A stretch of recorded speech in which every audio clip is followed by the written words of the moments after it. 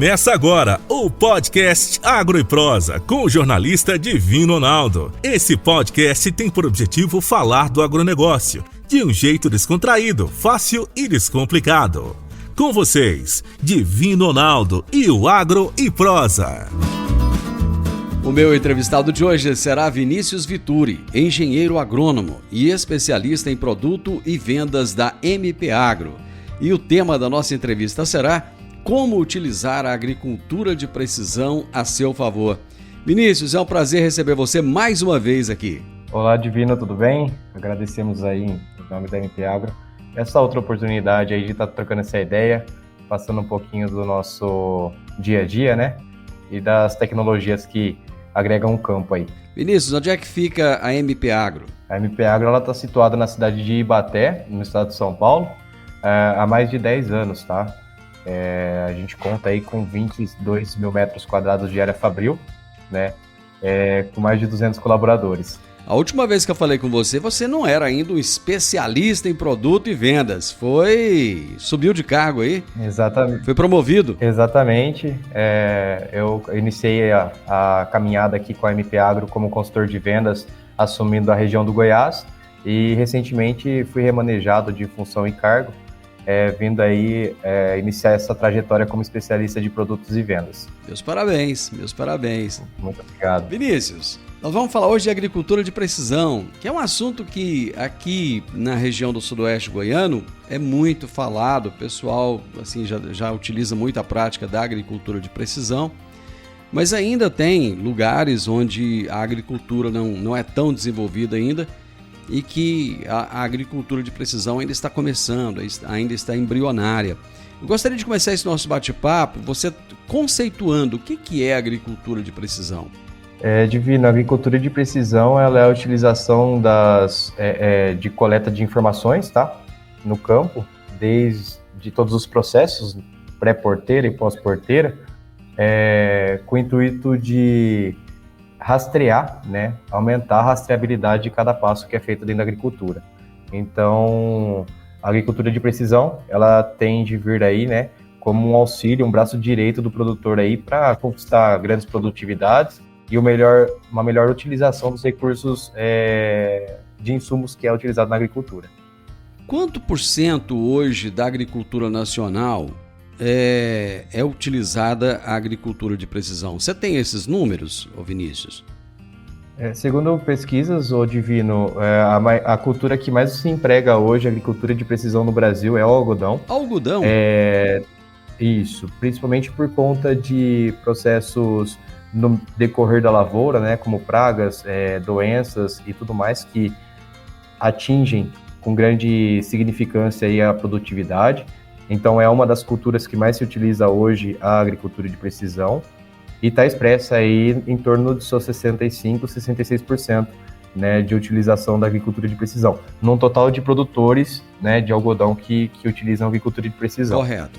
Logo em seguida a gente também vê o produtor de soja, né, que também é um dos mais fomentados hoje, que é o que vem crescendo com bastante intensidade, principalmente por conta da utilização dos recursos na agricultura, expressando aí aproximadamente 34%.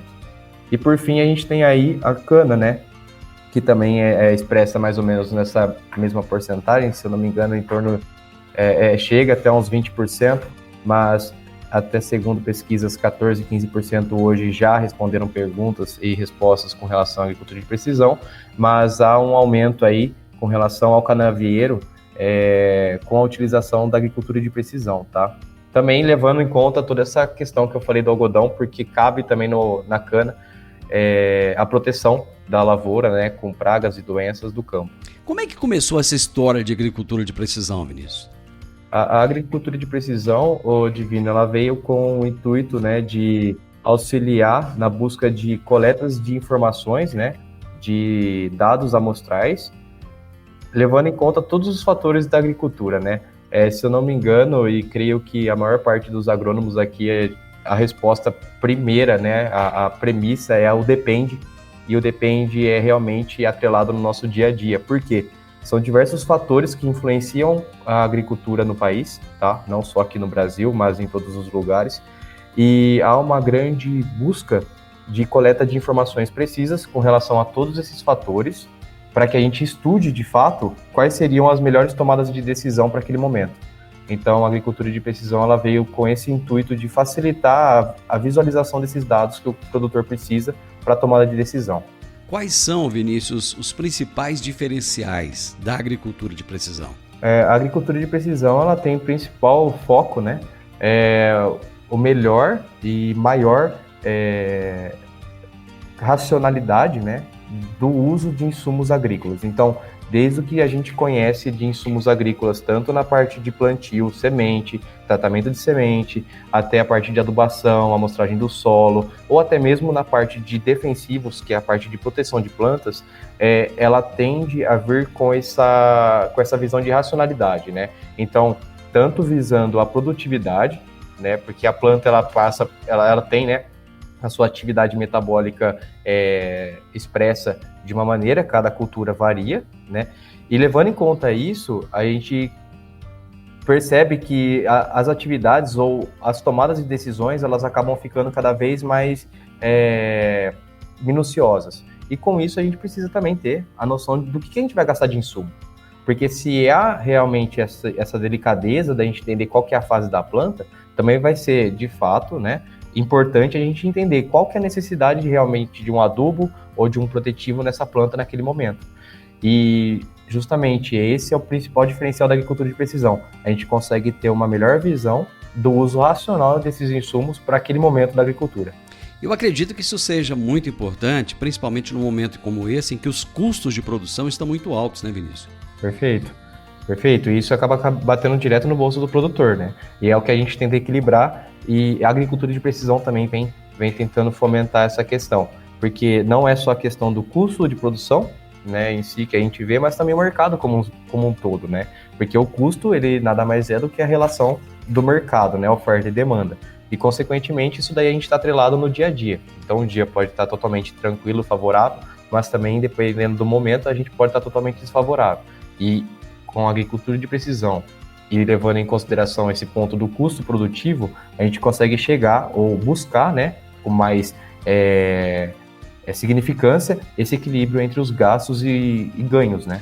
Você, pelo que eu entendi do que você disse, na agricultura de precisão é possível se fazer uma melhor utilização dos adubos químicos. Perfeito. Eu entendi correto? Perfeito.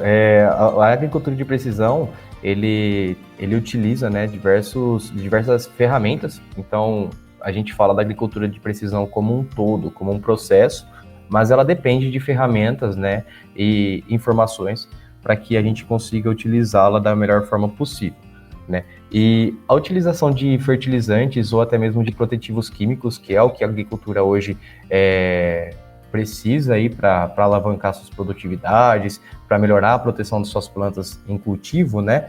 A agricultura de precisão ela vem para reduzir esse custo, né? Essa utilização de maneira literalmente racional. Então, se a planta realmente está precisando de uma quantidade X de fertilizante, a gente vai utilizar nessa parte, né, nessa etapa, X de fertilizante. Então, imagina a agricultura de precisão, Divino, como uma grade. Então, quando nós vemos uma lavoura e falamos em relação à agricultura de precisão, a gente vê uma grade enorme nesse local, onde a gente subdivide essa área, né, para coleta de informações. Logo, quanto menor essa subdivisão, né, que é a tendência atual, quanto menor vai vindo essa redução dessa grade, né, em relação a pontos de coleta de informações, a gente tem uma maior precisão espacial, tá, e temporal da necessidade daquela área, daquela região, tá bom? Eu achei muito interessante quando você falou dessa grade, né, e dessa subdivisão para que a área possa ser melhor conhecida. Eu gostaria que você exemplificasse um pouco melhor isso aí, de uma forma bem didática, para que o nosso ouvinte possa entender um pouco melhor, Vinícius. Com certeza, Divino. Vamos lá. Até meados de 2018, 2017, creio eu, principalmente na questão institucional, a amostragem de solo, vou logo direcionando a parte de manejo do solo e nutrição de solo, tá? porque é uma área que a gente está mais empregado, mas isso cabe a todas, tá certo? As áreas, elas eram separadas por até no máximo 20 hectares, e essas áreas de até 20 hectares eram separadas de acordo com o que ela tem de igual. Então, se eu tenho uma área aqui que ela produz 100 sacas por hectare, então eu vou separar ela já por produtividade a 100 sacas por hectare, 20 hectares essa área. Ou até mesmo por conta da sua irregularidade de terreno, né? Uma topografia, ou às vezes uma parte, uma situação pluviométrica, né? Uma situação onde tem mais chuva, onde não tem mais chuva. Então a gente pega esses fatores, a gente vai tentar fazer uma homogeneidade disso. Então o que seria isso? Tentar juntar esses 20 hectares necessários para uma gleba, que nós chamamos, essa uniformidade de informações, tá bom? Feito essa separação, né, essa divisão, então a gente pegou lá uma área de 20 hectares, a gente imagina uma grade em cima dela para serem feitas coletas de solo, tá? Ou até mesmo de níveis de produtividade com a colheitadeira e tudo mais, onde a gente vai separar ponto a ponto. Esses pontos, por base, por padrão de amostragem, tem que ser feita em zigue-zague, tá? E sendo coletadas no mínimo 20 amostras. Só que isso dava uma margem muito branda de uma área tão grande, tá? E essa tecnificação e toda essa demanda que a agricultura vem trazendo, vem buscando, ela fez com que nós dividíssemos mais ainda essa área. Então hoje, quanto mais pontos de coleta ou quanto menor essa gleba, mais preciso você vai ter espacialmente, né, a necessidade de cada insumo, tá? Então, se a gente coletar uma amostragem de solo em 20 hectares hoje, ou 20 hectares no passado, né, numa questão de 5, 6 anos atrás, a diferença de número de amostras é muito maior, tá? Hoje, sendo ela muito mais expressiva. Então, a gente consegue colocar ponto a ponto dessa área necessidades diferentes, tá? E essas ferramentas que nós utilizamos para isso, eu estou falando aqui da amostragem de solo, por exemplo, mas a gente pode também estar utilizando sensores, tá? Nas colheitadeiras também existem sensores de produtividade, tá bom? Os drones, os vantes, né, que são aviões não tripulados, que também fazem avaliação por imagem, tá bom? Então, são diversas ferramentas que nós utilizamos para essa área, cada vez mais segmentada, para que a gente tenha o maior número de informação dela, tá? E aí sim, consequentemente, assim que entrarmos com equipamento, ou até mesmo com uma adubação, uma plantadeira, alguma coisa assim, a gente consegue trabalhar sobre taxas variáveis. Então é uma variação espacial, né, de acordo com o tempo, que a gente vai moldando e mexendo de acordo com a necessidade da planta. O jeito de se fazer essa coleta mudou. Eu lembro que antigamente a gente ia ali, limpava uma areazinha, pegava um enxadão ou então uma cavadeira, tirava uma quantidade de terra, daquela quantidade você escolhia um pouquinho, colocava ali num recipiente, num saquinho. Hoje ainda se faz desse jeito ou mudou? Se faz desse jeito sim, Divino, não é uma coisa que foi descartada, tá? Porque é algo que a gente tem como base. Então, é uma base que nós temos do que é realmente a demanda de nutriente do solo, mas hoje tem diversas ferramentas que fazem isso daí com muito mais tranquilidade, tá? Existem empresas terceiras, por exemplo, que andam com um quadriciclo no meio da lavoura, com uma broca lateral, e ela consegue fazer a coleta de dados. Então, o espaço... Inclusive numa profundidade muito maior, né? Exatamente, até porque é um auxílio mecânico, né? Então, o que antigamente era mais difícil da gente fazer uma avaliação de 20 a 40 centímetros, por exemplo, para ver uma saturação de alumínio, para ver como que está a disponibilidade de cálcio nessa faixa, hoje o pessoal consegue fazer com muito mais facilidade. Então, antes que você tinha que ficar enxadando lá, ou com o trado, né? Existia o trado, né? O trado holandês, por exemplo, que é muito fomentado. Isso. Você tinha que fazer uma força absurda para isso. E você pega lá aqueles solos argiloso com bastante estruturação, então ela fica bem densa. Para quebra de compactação é muito difícil. Então, hoje existem ferramentas que facilitam, né? Isso na parte de amostragem de solo. Mas aí eu gosto sempre de falar, quando você me perguntou, principalmente na hora que você me perguntou em relação a essas ferramentas, eu gosto de falar muito do drone, tá? Porque o drone, querendo ou não, também é uma tecnologia que o pessoal tem empregado bastante e que tem nos auxiliado de uma maneira absurda. Porque a gente não precisa... E qual que é o diferencial da utilização do drone, ô Vinícius? O drone, ô Divino, diferente do que a gente vê do carrinho lá, né, pegando, coletando a amostra, não, ele vai tirar uma foto, né, ele vai tirar diversas fotos, aliás, dessa área, E essa imagem ela vai passar por um tratamento de filtragem, de filtro, tá? Onde esse filtro ele pode ser em RGB, ele pode ser infravermelho, ele pode ser feito de outras maneiras, onde nós pegamos informações, tá? Ele vai gerar informações por meio de softwares, e esses valores nós conseguimos colocar dentro de índices vegetativos. Esses índices vegetativos são cálculos já pré-determinados, né, por meio de estudos da Embrapa e de outras instituições, onde nós conseguimos mensurar quais são as deficiências e quais são os prós e contras daquela cultura naquele momento. Então, se há uma deficiência de nitrogênio ou se há uma deficiência, por exemplo, de ferro, haverá sim uma diferença na coloração dessa imagem. E aí a gente consegue fazer uma análise muito melhor e uma aplicação muito melhor, tá? Mas eu gosto de falar do drone porque ele vem como uma tecnologia facilitadora, né? Comparado com o que você mesmo colocou, da dificuldade de você fazer uma trincheira no solo para tentar estudar perfil de solo, até mesmo fazer aí a coleta de solo, né? Por trado. Mas na agricultura de precisão se usa também imagens de satélite, não usa? Sim, utiliza-se sim, tá? Mas em menores quantidades quando comparado com o drone. No entanto, a parte de satélite para agricultura ela está muito atrelada com o GPS, tá? Que nada mais é, né, do que o georreferenciamento, né? Onde que você está, o ponto de georreferenciamento, onde vai se começar essa amostra. Então, o satélite ele vai estar muito mais atrelado ao deslocamento, tá? Ao posicionamento geoespacial que nós estamos, tá bom? Vinícius, qual é o maior desafio da agricultura de precisão? Olha, Divino, eu creio que o maior desafio hoje para a agricultura de precisão está um pouco atrelada com o tradicionalismo brasileiro, tá, do produtor, que é uma coisa que é comum. Aquele receio de se vai dar certo ou não, aquele questionamento interno, né, se é realmente uma viabilidade econômica para minha lavoura ou não. Tá? Eu creio que seja um dos principais focos aí, né, dificuldades de entrada da agricultura de precisão e outros também, eu não diria nem que seria uma dificuldade, Divino, porque eu acho que é um processo, tá? E o processo ele tem sim seus prós e contras, mas esse processo ele vem sido cada vez mais significativo, que é a tecnificação do campo. Então está totalmente atrelada na questão de tecnificação do campo. Não é só você querer trazer a agricultura de precisão, sendo que você não tem um equipamento disposto a esse tipo de tecnologia, né? Eu falo tranquilamente porque a MP Agro se preocupa com relação a isso, trazendo em nossas máquinas a agricultura de precisão já embarcada, tá? Cerca de 2%, 1% de nossos clientes hoje trabalham com taxa manual, tá? Que seriam as taxas fixas.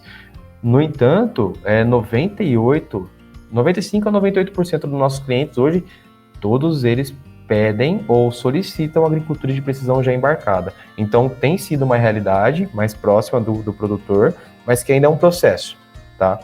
Ainda é um processo um pouco mais difícil de ser fomentado, difícil de você introduzir dentro de uma lavoura, tá? Mas também a gente tem que levar em consideração, tá, Divino? Existem produtores grandes e pequenos produtores, né? Os pequenos produtores, eles têm buscado mais essas informações para se preparar e se planejar melhor diante dos cenários futuros, tá? Agora, os grandes produtores estão arrochados na tecnologia, então esses caras aí já estão com trator de última geração, com a taxa de agricultura de última geração, eles já estão num processo bem mais avançado, mas ainda temos sim um grande processo pela frente. E foi justamente nesse ponto que você tocou, Vinícius, que eu queria chegar. A agricultura de precisão está para o grande, o médio e o pequeno ou está apenas para o grande? A agricultura de precisão está atrelada para os três tipos de produtores, tá? Não tem como a gente discernir um do outro, é injusto e não é aplicado, tá? Porque existem diversos tipos de agricultura de precisão que podem ser utilizadas e, como eu disse, é um processo. Como assim um processo? Vou tentar dar uma explicada um pouco mais didática para a gente tentar entender. Mas se colocarmos aí 4 processos básicos: colheita, preparo de solo, adubação, né, e a colheita, né? Então a gente tem plantio, preparo de solo, adubação e colheita. 4 processos mínimos aí básicos da agricultura. Os pequenos produtores vão começar de ponta a ponta. Então, o que ele vai começar fazendo normalmente? Vou tecnificar minha plantadeira ou vou tecnificar minha colheitadeira, entendeu? E aí, conforme o tempo e conforme o processo, ela vai tecnificando todos os outros manejos dentro da agricultura dela. A única diferença, a única forma que a gente consegue distinguir um ao outro em relação à agricultura de precisão é o poder aquisitivo em relação a esse tipo de tecnologia, tá? E também o interesse de realmente mudar o cenário de todos os processos feitos na lavoura. O grande produtor, ele não vai chegar só e trocar ou tecnificar só a colheita dele. Ele vai chegar num ponto que ele vai tecnificar a colheita nesse ano e o plantio. No ano que vem ele já vai tecnificar o manejo de solo e o defensivo. Então, na hora que você for ver, em 2, 3 anos, ele está totalmente tecnificado, tá? O que já, aparentemente, é um cenário diferente do pequeno produtor, mas não deixa de ser uma verdade. O que ele faz? Ele tecnifica o plantio, depois de 1 ano, 2 anos, ele tecnifica a colheita e, consequentemente, todos os outros processos, tá? Isso daí dá uma abertura para ele, né, de em um determinado tempo poder estar tendo um rendimento operacional e produtivo muito melhor e vantajoso, tá? De quem não usa agricultura de precisão, tá? Então, até o pequeno produtor pode ser beneficiado em relação à agricultura de precisão comparado com quem não usa, tá bom? Vinícius, em 2012, o Ministério da Agricultura instituiu a Comissão Brasileira de Agricultura de Precisão. O que é essa comissão e qual é a função dela? A comissão, na verdade, ela é uma representação no nosso governo, né, diante ao Ministério da Agricultura, Pecuária e Abastecimento, que direciona, tá? E coloca rédeas em relação a tudo que se diz respeito à agricultura de precisão. Então, desde regimentos internos, né, ou externos em relação ao uso da agricultura de precisão, tal como desenvolvimento de parque de máquinas e equipamentos, desenvolvimento da tecnologia nacional em si, tá? Otimizar, né, fazer divulgação da adoção da agricultura, mostrando essa questão de otimização dos insumos, da redução de perda, né, de escalonamento de colheita, ou monitoramento de qualidade, diversos pontos que vêm como uma premissa de auxílio dessa comissão. Então, nada mais é do que um norte, né, um direcionamento da onde que nossa agricultura de precisão tem que chegar, para onde que ela tem que ir, e quem que vai dar o respaldo jurídico, né, ou o respaldo diante as legislações do MAPA de utilização dessa agricultura. Hoje se fala muito da questão ambiental, questões de ESG, tudo isso está muito em voga. A agricultura de precisão está em consonância com esses princípios ambientais e do ESG? Sim, totalmente, tá? Inclusive, Divino, é até interessante essa pergunta, porque eu acabei convivendo no decorrer da minha experiência profissional e na graduação com pessoas que utilizavam o QGIS, ArcGIS, né, que são softwares ou que são ferramentas, né, de utilização da agricultura de precisão para monitoramento de reflorestamento, para monitoramento de ortoga, ou até mesmo para monitoramento de efluentes, de maneira que essas respostas, né, de maneira com que a gente consiga ter uma avaliação temporal espacial desses pontos, tá, para uma melhor gestão desses resíduos, ou dessa restauração, ou até mesmo dessa implantação de floresta, tá? Se eu não me engano, uma boa parte do que é feito hoje na área ambiental tem correlação com a agricultura de precisão, principalmente na questão de mapeamento e gerenciamento, né? E desenvolvimento e gestão dessas informações agrícolas, tá? Então, o pessoal usa muito para delimitar a área de APP, área de reserva legal e tudo mais, para melhor visualização, né, da porcentagem que ela tem em campo e de como que ela tem que fazer toda essa gestão da floresta. O produtor rural que ainda não utiliza agricultura de precisão, mas que quer começar uma implantação, necessariamente ele tem que ter ajuda profissional ou ele consegue fazer isso sozinho? Divino, de fato que há necessidade, sim, de um profissional acompanhando, principalmente por conta da responsabilidade técnica, tá? Nós, como engenheiros agrônomos, nós temos aí em todo o estado tem um conselho regional, né, que rege aí nossa atividade técnica e nossa responsabilidade técnica. Então é de suma importância ter um profissional acompanhando, sim. Mas nesse processo, o Divino, ele não para por aí, porque não é simplesmente só ter a pessoa ali, né? Há também aquela necessidade, né? Aquela demanda de já se ter um pré-planejamento de como que vai ser feita essa transição de agricultura convencional sem agricultura de precisão, né? Uma agricultura sem agricultura de precisão e uma agricultura com precisão, tá? Vinícius, eu sei que, eu até mais ou menos sei a resposta que você vai dar, mas eu acho importante fazer essa pergunta. Existe uma garantia de retorno econômico financeiro com a agricultura de precisão? Divino, eu acho que a melhor resposta, até cheguei a dar no comecinho da nossa conversa, mas tudo vai depender. Mas sim, de certa forma ela vai proporcionar um aumento, porque realmente você tem uma racionalidade melhor, né, e maior com o uso desses insumos, consequentemente isso daí retorna como um investimento, retorna como um valor financeiro, né, que você não gasta e que você pode utilizar numa próxima etapa, num próximo processo. Mas tudo vai depender, porque no que se está no controle daquilo que a gente está propondo tecnicamente, tudo pode andar, mas tudo que sai do nosso controle pode influenciar negativamente com relação a essa resposta, tá? Então, se for feito todas as premissas, se foram atendidas todas as necessidades para introdução da agricultura de precisão, ou até mesmo para o uso dela, perfeito. A tendência é sim você ter um aumento de produtividade e até mesmo um retorno financeiro muito alto. Porque não é só você produzir mais, mas sim você utilizar melhor os seus recursos de manejo, tá? Agora, se você não faz, se você não executa de maneira significativa de suma importância dos processos de introdução da agricultura de precisão, o retorno pode não ser real, né? Então, há sim uma possibilidade de perdas de utilização, mas são muito baixas e vai depender muito do produtor. E quando o produtor ele realmente entende a necessidade e a importância de se introduzir a agricultura de precisão, a nossa primeira visão, né, que é a primeira certeza que nós temos, é que realmente aquilo lá tende a dar certo. Porque ele não vai tirar o dinheiro dele, não vai investir um valor relativamente alto, né, para uma mudança de gestão do seu manejo, para simplesmente não ganhar, né? Essa é uma grande realidade. Mas também tudo vai depender dessa questão de uso da agricultura de maneira racional, tá? Isso é como tudo na vida, né, Vinícius? Você pode colocar dinheiro como investimento ou pode colocar como gasto, né?